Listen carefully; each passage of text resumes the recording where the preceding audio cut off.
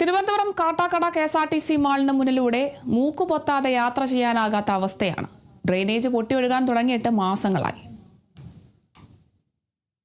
പൊതുജനാരോഗ്യത്തിന് ഭീഷണിയായാണ് shopping മാളിന് മുന്നിലൂടെയുള്ള drainage പൊട്ടി മലിനജലം ഒഴുകുന്നത്.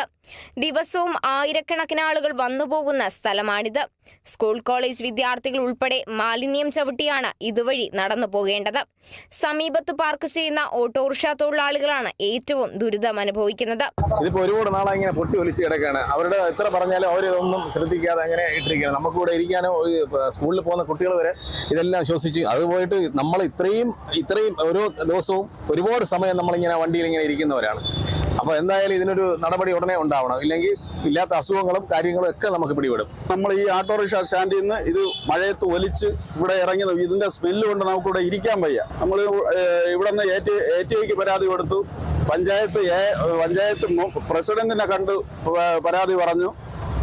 പഞ്ചായത്ത് സെക്രട്ടറി ഇല്ലായിരുന്നു, ASനെ കണ്ട് പരാതി പറഞ്ഞിട്ടും ATI കണ്ടിട്ടും ഇവർ വന്ന് നോക്കുന്നതല്ലാതെ ഇത് ഒരു ശാശ്വത പരിഹാരം ഇതുവരെ ഇത് കണ്ടിട്ടില്ല. തുടർച്ചയായി പരാതികൾ നൽകിയിട്ടും അധികൃതർ തിരിഞ്ഞു നോക്കുന്നില്ലെന്നാണ് നാട്ടുകാരുടെ ആരോപണം.